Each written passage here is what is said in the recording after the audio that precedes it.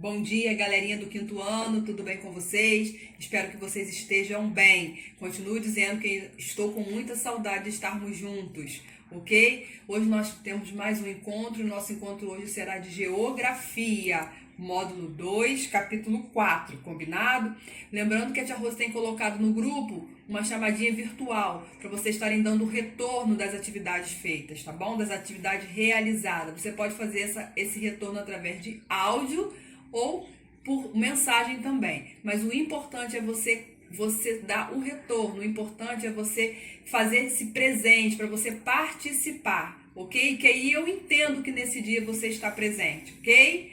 Então, vamos lá para o nosso capítulo. Galerinha, no capítulo 4, no módulo 2, vem falando sobre o povo brasileiro, né? Mas quem é esse povo? Vem falando sobre a formação do povo brasileiro, né? E na página 290 e 291 tem uma imagem belíssima, riquíssima, na verdade, né? E se nós vamos observar atentamente, observe as roupas que as crianças estão usando na manifestação cultural, né? Retratada na imagem da abertura, ok?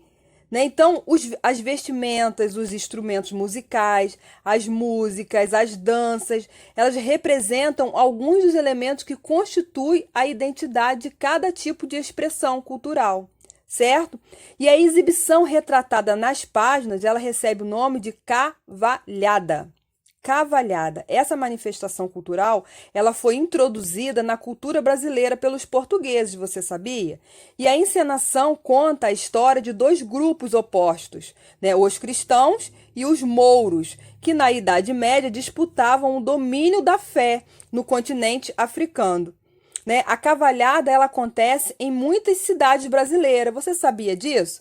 Porém, cada lugar possui características próprias. No caso da imagem das páginas de abertura, a cavalhada ocorreu em Poconé, no estado de Mato Grosso, onde essa festa ela acontece desde 1769 e a população ela se envolve nos preparativos das roupas, as quais são bordadas à mão. Olha que legal! O grupo dos cristãos se veste de vermelho e o dos mouros se vestem de azul.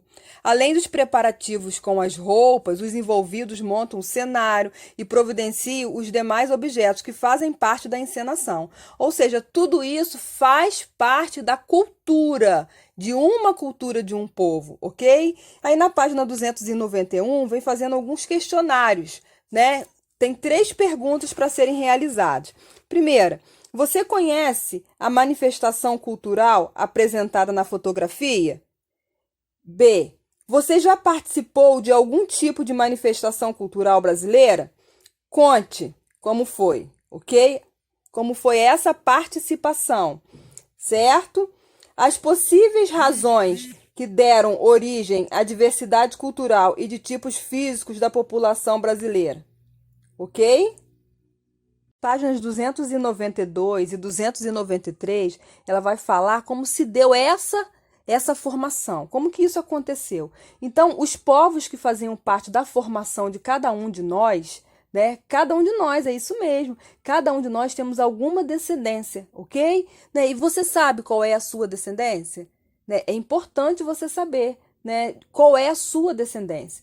Então, os 3 principais, né, povos, né, foram os indígenas, né, aqueles que já estavam aqui e que nós os chamamos de nativos, né, os colonizadores portugueses, ou seja, o homem branco, né, e os africanos. Esses foram trazidos para serem escravos de forma ilegal, para trabalhar nos engenhos de açúcar, nas construções das lavouras. Isso tudo porque nas expedições dos bandeirantes, muitos dos nativos morreram, né? Então a população indígena ficou praticamente inexistente.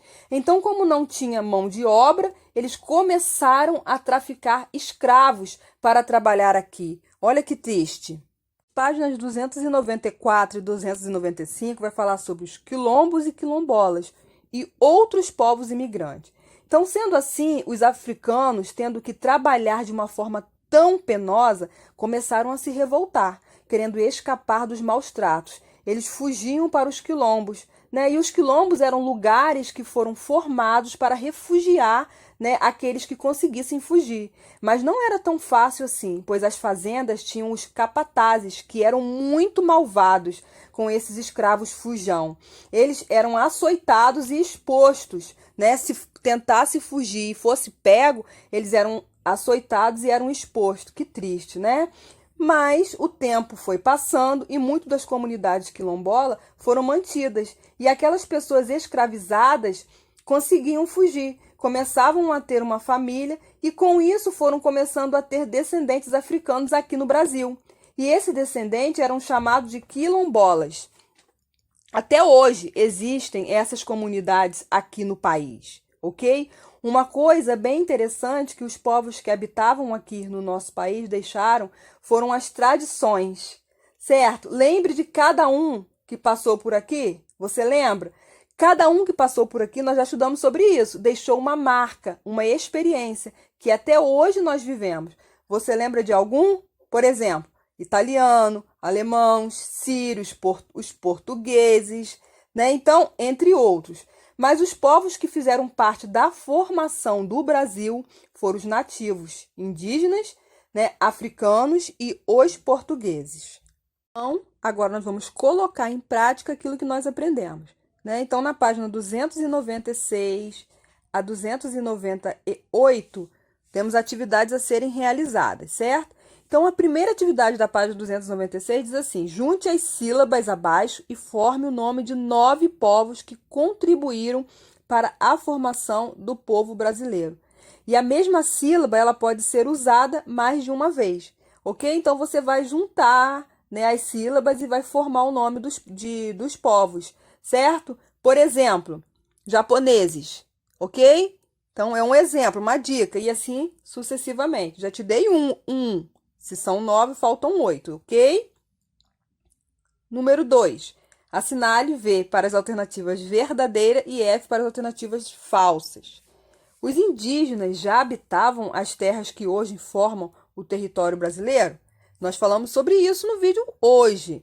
Eles já estavam aqui ou eles chegaram depois? Os africanos foram os primeiros povos que chegaram ao território que hoje forma o nosso país, onde já vivia os indígenas. Olha aí, tem uma resposta, né, tá?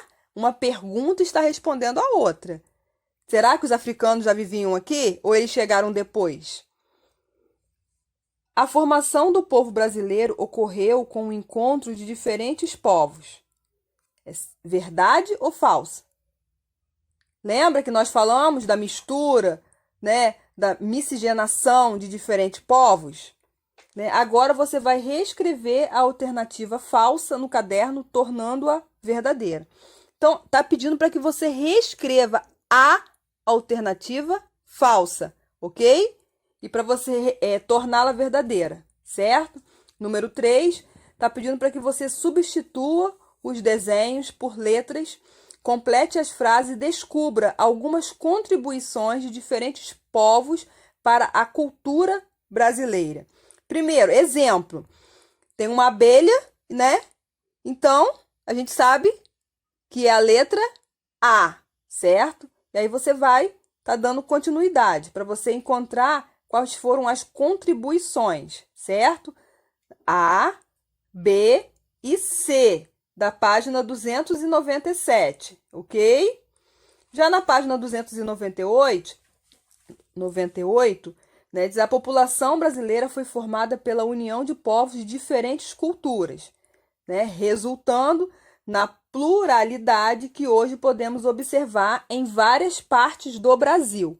Então, vamos investigar alguns desses aspectos culturais em sua família? Né, faça uma entrevista com um dos parentes mais velho que você, seguindo as sugestões de perguntas abaixo, certo? Registre as respostas das entrevistas no caderno e depois você, por favor, manda para a tia Rose uma foto, tá bom? Combinado? Aí tem um roteiro a ser seguido, certo?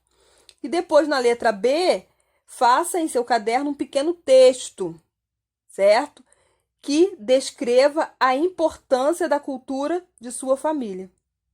Ok? Então, vocês têm aqui, ó, essas atividades para serem realizadas: 296, 297 e 298. Combinado? Então, o que nós abordamos neste capítulo, né? O que nós estudamos sobre a formação do povo brasileiro ao longo dos últimos séculos? Né? Primeiro, o povo brasileiro ele formou-se com o encontro da miscigenação de diferentes povos, certo? Primeiro houve o contato entre os indígenas, os colonizadores portugueses e os africanos. Depois, imigrantes de diferentes países, principalmente do continente europeu, participaram do processo de formação do povo brasileiro e contribuíram para a construção da nossa cultura. Depois de cada um desses povos herdamos hábitos e tradições que se tornaram aspectos marcantes hoje da nossa cultura. É possível observar características culturais desses povos nos lugares onde vivemos. Atualmente, o Brasil continua recebendo imigrantes vindo de várias partes do mundo, porém em menor número, ou seja, em menor quantidade. Então é isso, galerinha. Essa foi nossa aula de hoje, né? Aguardo o retorno de vocês. Deus abençoe vocês. Qualquer coisa pode estar entrando em contato comigo, tá bom? Beijo no coração.